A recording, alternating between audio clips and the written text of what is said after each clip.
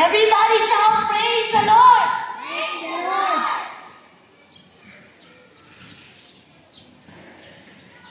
Muaduna mo'y balang kasulatan ato nga priyon diha sa 1 Corinthians 10 verse 13. There hath no temptation taken you, but such as common.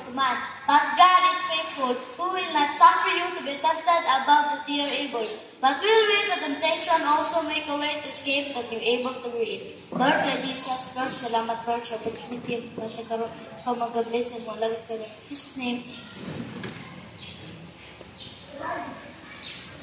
Pagkadaman ko kamo sa ating pinaguluhan, shaking for explosion and expansion.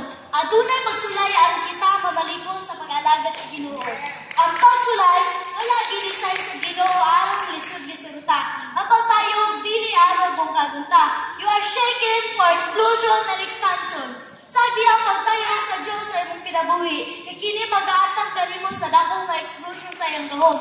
Every time na pagtayog gikan sa Dios, adunay milagro. Sama sa bilangguan sa dihang mihampo, ug may daig si Pablo ug Silas. The prison was shaken. The explosion of God's power saved the jail guard. If we are shaken o ang gawang sa Ginoo mubusikat, pag-andam kay adunay expansion nga giandam ang Ginoo. Taliwala sa pagtayog, salig sa plano sa Ginoo. Taliwala sa pagtayog, pangandam sa dakong nga expansion ng gihatag sa Ginoo. Ayaw kahadlok igsuon sa pagtayog, proseso kini nga expansion nga gihandam sa Ginoo. Padayon sa pagmatinudanon lang, kabalo ang Ginoo sa iyang plano.